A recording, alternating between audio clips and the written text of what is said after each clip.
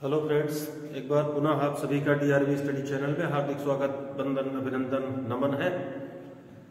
हमारे पिछले वीडियो में द्वितीय नगरीकरण क्रांति, छठी शताब्दी ईसा पूर्व भारत की राजनीतिक दशा या बुद्ध युगीन भारत की राजनीतिक दशा का जो वीडियो गया है, बहुत सारे स्टूडेंट्स बड़े तन्मयता के साथ उसका अध्ययन कर रहे हैं। उसमें मैंने 10 गणतंत्रों की चर्चा नहीं किया था, विधिवत उनका उल्लेख आज मैं करने चल रहा हूं, तो ध्यान से देखें, सुने और अध्ययन करें। निश्चित रूप से लाभ प्राप्त होगा, याद होगा। तो मित्रों, हमने आपको बताया था कि 10 गणतंत्रात्मक राज्य भी थे हमारे यहाँ छठी शताब्दी ईसा पूर्व के आसपास। आज उन्हीं पर थोड़ी सी चर्चा कर लें। तो मित्रों, आइए देखते हैं 16 महाजनपदों के बाद 10 गणतंत्रात्मक राज्यों की चर्चा कर लें, जो 10 गणराज्य हैं। उसमें नंबर 1 पर है कपिलवस्तु के शाक्य। मित्रों, कपिलवस्तु के शाक्य का ये जो गणराज्य था, ये नेपाल की तराई में स्थित था। शाक्य, यहां पर इसी कुल में महात्मा बुद्ध पैदा हुए थे, तो वो कपिलवस्तु के शाक्य हैं। अभी उन पर भी हम डिटेल से चर्चा करेंगे बौद्ध धर्म में, महात्मा बुद्ध के बारे में विधिवत।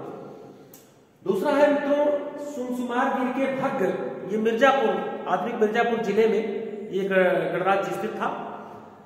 मित्रों, तीसरा है अल्लकप्प के बुली।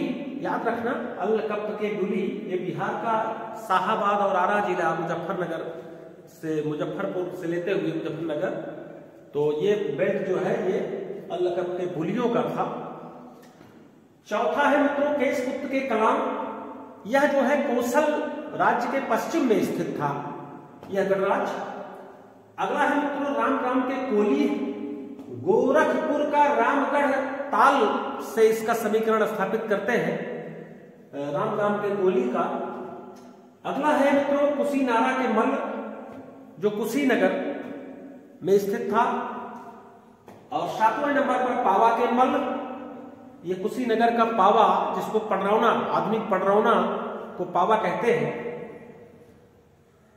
8वें नंबर पिप्पिलवन के मोरी है, ये गोरखपुर का कुसुमही से इसका ताल्लुकात रखते हैं, पिप्पिलवन के मोरियों का।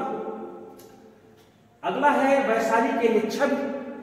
मित्रों, ये वैशाली गणतंत्र जो था उस समय का सबसे शक्तिशाली गणराज्यों में से एक था, वैशाली के लिच्छवी, जिनके मुखिया इस समय हुए होंगे, उससे भी इस समय थे चेटक।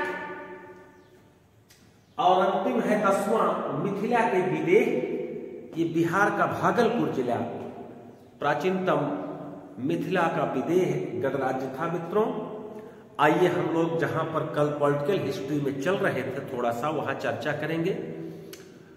तो मित्रों, कल हमारी वार्ता हो रही थी 4 राजतंत्रात्मक राज्य, 4 राजतंत्रात्मक राज्य जिनके बारे में हम चर्चा कर रहे थे। और आज थोड़ी सी चर्चा वहां पर करना चाहेंगे, कुछ उनके अंतर संबंधों के बारे में, जिसमें सबसे पहले चर्चा हो गई थी मगध। मगध के बारे में देखें, यहां का जो शुरुआती जो शासक होगा बिंबिसार,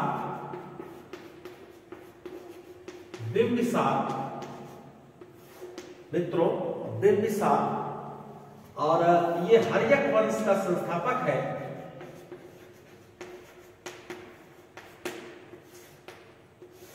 और इस वंश को पितृहंता वंश कहते हैं, ये हमने बताया था।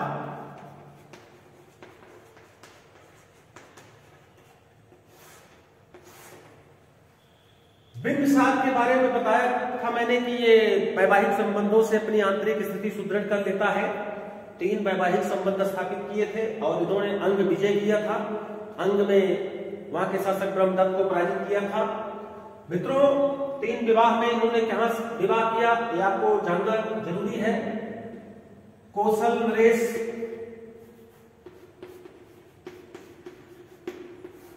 कौशल के यहां किया, जो महाकौशल की पुत्री कोसला देवी थी। दूसरा विवाह लिच्छवी, अभी जो पिछले एपिसोड में हमने चर्चा किया था, लिच्छवी गणराज्य, लिच्छवियों के यहां चेल्लना, कहीं कहीं इसका नाम छल्ला भी मिलता है। और तीसरा विवाह किया था मध्य देश की राजकुमारी खेमा से। तो मित्रों, यहां पर यह देखना है कि बिंबिसार की जो कोसला देवी थी, इससे इनको पुत्र पैदा हुआ था जिसका नाम था अजातशत्रु। अजातशत्रु। लिच्छवी राजकुमारी चेल्लना से इसको दो पुत्र पैदा हुए थे मित्रों, एक हल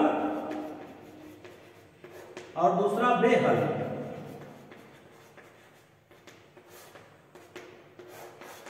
यहां तक चर्चा हम कर चुके हैं। क्योंकि अजातशत्रु के बारे में कहा जाता है कि इसने अपने पिता की हत्या करके सिंहासन ग्रहण कर लिया था।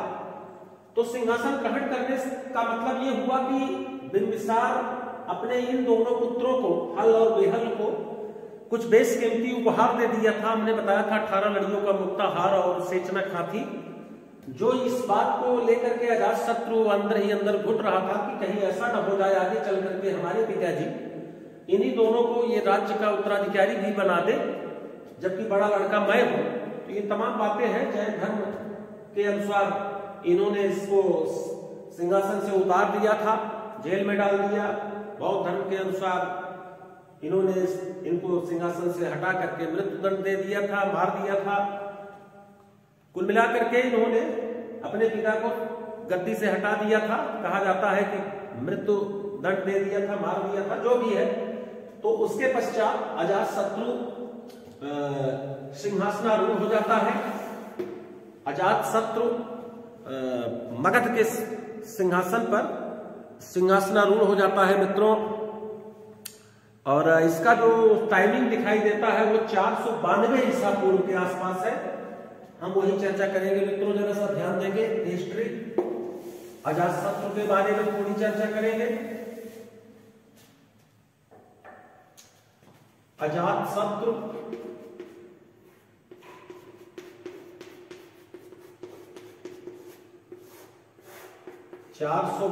BC से इनका कार्यकाल शुरू होगा समथिंग। अजातशत्रु को एक इनका उपनाम है कुड़िक, याद रखना, बहुत पूछा जाता है। कुड़िक भी कहा जाता था। अजातशत्रु को कुड़िक भी कहा जाता था मित्रों। अब हम देखिए यहां पर कुछ चर्चाएं करेंगे। जब बिंबिसार की मृत्यु हो गई तो उस समय कोसल का जो राजा था वो प्रसेनजीत था। कोसल के राजा कौन थे? प्रसेनजीत। मित्रों याद रखना, बहुत इंपॉर्टेंट चीजें चर्चा करने चल रहा हूं। हिस्ट्री को यूं ही ऐसे ही समझते चलिए, याद हो जाएगी। तो बिंबिसार की मृत्यु के बाद ऐसा उल्लेख मिलता है कि इसकी पत्नी कोसला देवी भी ज्यादा दिन तक जीवित नहीं रही, अपने पति के वियोग में प्राण त्याग दिए। और इस बात की जानकारी जब प्रसेनजीत को मिलती है तो प्रसेनजीत बड़ा कुपित होता है और वह जो काशी गांव दहेज में दिया था उसको वापस ले लेता है। काशी गांव वापस ले लेता है, बैक कर लेता है। काशी गांव बैक कर लेता है कि जब हमारे बहन बहनोई ही नहीं रहे तो अब हमारा अजातशत्रु से क्या रिश्ता। इस प्रकार की भावना आ गई। अब जब काशी गांव इसने वापस ले लिया तो यह बात इनको खटकने लगी।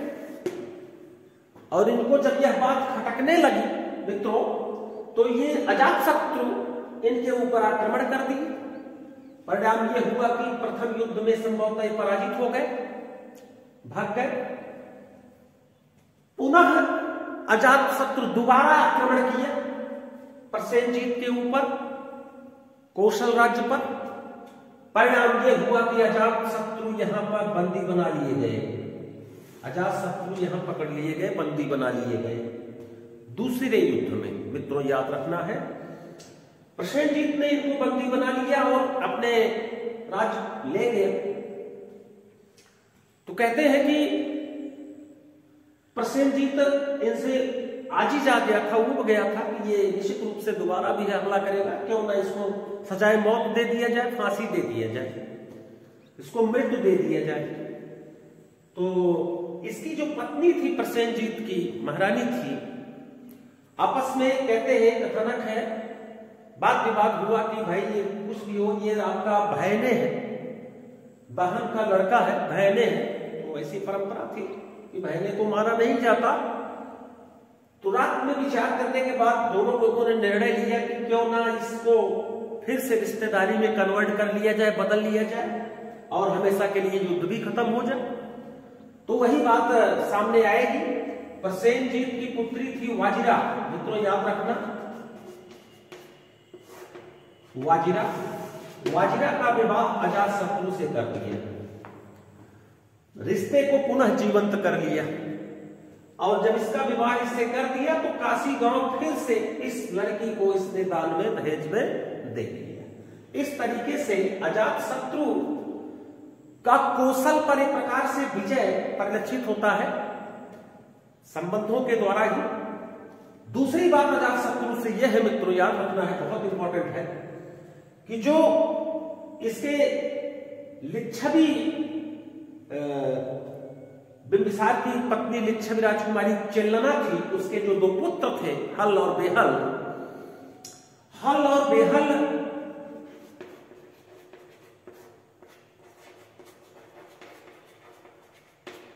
इन दोनों को बेशकीमती उपहार दिया गया था।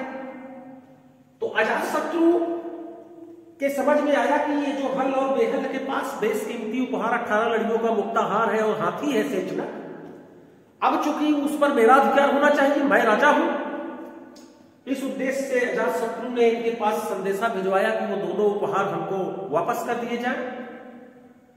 तो रातों रात यह दोनों पुत्र और उसकी मां चेल्लना बेशकीमती उपहार लेकर के ये लोग फरार हो गए। अपने ये दोनों हल और बेहल पहुंच गए नाना के घर चेटक के यहां, लिच्छवीगढ़ राज्य, मित्रों। और जब पता चली अजातशत्रु को कि ये सब तो लिच्छवीगढ़ राज्य चले गए चेटक के यहां, तो अजातशत्रु ने संदेशा भिजवाया लिच्छवियों के पास। मित्रों याद रखना, आज अजातशत्रु का टॉपिक क्लियर करेंगे, मित्रों याद रखिए। लिच्छवियों के पास संदेशा भिजवाया कि वो जो बेशकीमती उपहार लेके दोनों लोग गए हैं उसको आप वापस करा दीजिए, अन्यथा युद्ध के लिए तैयार रहिए। तो लिच्छवी गणराज्य के मुखिया जो चेटक थे, उन्होंने संदेशा भिजवाया कि अब हमारे लोगों के यहां देसी भाषा में कहावत है कि अपने बापों से पूछे रहे, भाई बिंबिसार लिच्छवी लोगों से वैवाहिक संबंध की है कि हमारी स्थिति मजबूत हो जाए, अतु कहा हम आक्रमण कर जा जमन कराई खोए कैली है, जो भी करना हो कर लेना, मैं इन लोगों के उपहार या इन लोगों को वापस वहां नहीं भेजूंगी। परिणाम यह हुआ कि अजातशत्रु ने सेना तैयार की। इसका एक क्वेश्चन बनता है, मंत्री था वत्सकार, बहुत इंपॉर्टेंट है मित्रों याद रखना, वत्सकार सेना तैयार करके क्या हुआ कि ये लिच्छवी गणराज्य पे आक्रमण कर दी। और जैसा कि आप जानते हैं लिच्छवी गणराज्य कई राज्यों का संघ था, सब आपस में मिल गए और युद्ध हुआ। उस युद्ध में अजातशत्रु पराजित हो गए, मुंह खा करके वापस लौट आए और राजधानी में वत्सकार और अजातशत्रु आपस में विचार करने लगे कि आखिर युद्ध हम कैसे हारे और जीते तो कैसे जीते, विजय करना आवश्यक है। तो पता चलता है कि राजधानी में ही उसी समय महात्मा बुद्ध पधारे हुए थे। महात्मा बुद्ध से संपर्क किया जाए और उनकी सलाह ली जाए, देखिए क्या इस प्रकार का कुछ मार्गदर्शन प्रस्तुत करें जिससे हम लिच्छवियों पर विजय प्राप्त कर लें। तो दोनों लोग महात्मा बुद्ध के पास गए और कई बार ये प्रश्न रखा कि मैं लिच्छवियों को विजय प्राप्त करना चाहता हूं, महाराज जी बताए कैसे संभव होगा। तो चूंकि बौद्ध महात्मा बुद्ध ये हिंसा के विरोधी थे कि ये नहीं चाहते थे कि कहीं हिंसा हो, युद्ध हो, मारधाड़ हो, लड़ाई हो, खून खराबा हो। तो लेकिन बहुत ही आग्रह करने पर उन्होंने थोड़ा सा हिंट कर दिया कि लिच्छवी राज्यों का जो संघ है, कई राज्य आपस में वहां पर मिल करके रहते हैं, तो उनके मिले रहने में ही शक्ति है। तो इतनी सी बात कहने पर ही लोग समझ गए कि जब उन लोगों में आपस में फूट अगर हो जाए तो निश्चित रूप से विजय प्राप्त हो सकती है, लेकिन जब तक आपस में फूट नहीं होगी तब तक उन पर विजय प्राप्त करना मुश्किल होगा। रामचरितमानस में तुलसीदास जी ने भी लिखा है मित्रों, जहां सुमति तह संपत्ति नाना, जहां कुमति तह विपत्ति निधाना। तो जब तक आपस में सुमति रहेगी, एक जैसे लोग रहेंगे, आपस में विचार से आपसी सब मेल जोल से रहेंगे, तो तब वो सुख संपत्ति ऐश्वर्य से भरपूर रहेंगे। और जहां पर उनमें विभेद होगा तो निश्चित रूप से वहां पर आपत्तियों का भंडार आ जाएगा। वही स्थिति यहां होगी। अजात शत्रु ने अपने मंत्री वस्कार को भेजा, यह प्रचारित करके कि मैंने वस्कार को साम्राज्य से निष्कासित कर दिया है। और लेकिन ये वास्तव में निष्कासित नहीं किए, इंटरनल ये दोनों जान रहे हैं। बाहरी लोगों के नजर में ये हो गया कि निकाल दिए गए हैं और ये चले गए लिच्छवीगढ़ राज्य, वहां पर ये मिल गए और वहां उनके यहाँ दरबार में कार्य करने लगे। अब ये तो इसका मूल उद्देश्य था कि वहां के सारे राजाओं में आपस में मतभेद करना, और ऐसा करने में इसको काफी समय लग गया, साल 2 साल का समय बीत गया। लेकिन करते कराते ये धीरे धीरे उसमें काफी सफलता अर्जित किया। और जब जान गया कि अब मामला ठीक ठाक है, लोहा गर्म हो गया है, सारे लोग आपस में एक दूसरे से ईर्ष्या प्रवृत्ति अपनाए हुए हैं, तब इसने संदेशा भिजवा दिया अजातशत्रु के पास कि उचित समय है, आप आक्रमण कर दीजिए। और अजातशत्रु ने पूरी सेना तैयार की और पुनः लिच्छवियों पर आक्रमण कर दिया। कहते हैं कि घमासान युद्ध हुआ, और घमासान युद्ध में इस युद्ध में 2 प्रकार के विशेष अस्त्रों का प्रयोग किया था। इसमें मित्रों याद रखना है, वो क्वेश्चन कभी कभी कंपटीशन में उठा लेता है। एक अस्त्र है रथ मूसल, और एक अस्त्र है महाशिला कंटक। मित्रों याद रखना, महाशिला कंटक। क्वेश्चन थोड़ा डीप है, उठा लेता है यूपीएससी वगैरह के एग्जाम में कि रथ मूसल और महाशिला कंटक नामक अस्त्रों का प्रयोग किसने किया था? तो अजातशत्रु ने किया था। ये विशेष प्रकार के रथ होते थे जिसमें मूसल बंधे रहते थे, सेना में दौड़ते रहते थे विपक्षी सेना में, और इसकी चपेट में आने वाले सैनिक गिर करके दब जाते थे, मर जाते थे। महाशिला कंटक था, बड़े बड़े पत्थरों को गिरा दिया जाता था विपक्षी सेना में, उसके नीचे लोग दब के मर जाते थे। इस प्रकार की व्यवस्था थी। काफी दिनों तक युद्ध चला और घमासान युद्ध में अंततोगत्वा अजातशत्रु की विजय हो गई। मित्रों, किस प्रकार से अजातशत्रु की 2 उपलब्धियां हो जाएंगी, एक तो कौशल पर, दूसरा लिच्छवी। कौशल से तात्पर्य है काशी विजय, और दूसरा लिच्छवियों पर विजय प्राप्त हो जाएगी। मित्रों, अजातशत्रु के शासनकाल का एक इंपॉर्टेंट पैटर्न होगा। इसी के शासनकाल में जो अभी हम चर्चा करेंगे, जो धार्मिक आंदोलन होंगे, जैन धर्म बौद्ध धर्म का होगा, दोनों महान विभूतियां जो महात्मा बुद्ध और महावीर स्वामी को निर्वाण प्राप्त होगा, महापरिनिर्वाण प्राप्त होगा, वो इसी के शासनकाल में प्राप्त होगा। और अजातशत्रु के शासनकाल में पहली बौद्ध संगीत का आयोजन किया जाएगा। मित्रों, 4 बौद्ध संगीतियों का आयोजन है, जो क्रमशः आने वाले राजाओं के समय हम चर्चा करते चलेंगे, या किसी दिन उस पर हम एक टॉपिक बना देंगे। तो अजातशत्रु के शासनकाल में प्रथम बौद्ध संगीत का आयोजन होगा। मित्रों, याद रखना इस चीज को। वीडियो अगर आपको अच्छा लग रहा हो तो कमेंट्स में जरूर लिखिएगा। मित्रों, हमारे पास अभी इतने आधुनिक संसाधन नहीं है, लेकिन निश्चित रूप से जो भी है उसी में अच्छा करने का प्रयास है।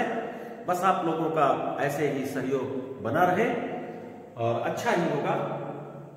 हम भी धीरे धीरे आगे चल रहे हैं और वो मुकाम हासिल करने का प्रयास है। आपका सहयोग रहेगा तो एक दिन जरूर प्रयास सफल होगा। तो प्रथम बौद्ध संगीत इसी के शासनकाल में मित्रों याद रखना बहुत इंपॉर्टेंट है। प्रथम बौद्ध संगीत, संगत से संगीत बना है मित्रों याद रखना। संगत माने सम्मेलन होता है, बौद्ध भिक्षुओं का सम्मेलन। ये पूछता है 483 बीसी की बात है, याद रखना है आपको। 483 बीसी में प्रथम बौद्ध संगीत का आयोजन किया था। किसके शासनकाल में? अजातशत्रु के शासनकाल में। कहां पर हुई थी ये बौद्ध संगीत? ये क्वेश्चन बना देता है, तो याद रखना है राजगृह में। राजगृह राजधानी है कि सप्तपर्णी गुफा है, वहां पर ये संपन्न की गई थी। और इसके अध्यक्ष पूछ लेता है, तो याद रखना महाकश्यप। महाकश्यप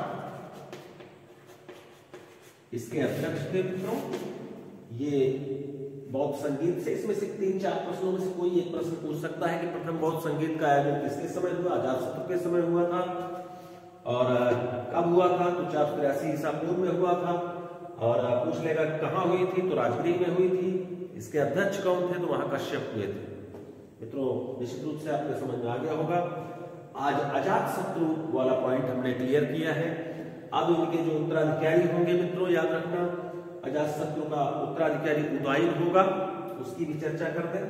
उदयन के बारे में कहा जाता है कि यह जो है इसने अजातशत्रु की हत्या करके सिंहासन ग्रहण किया था।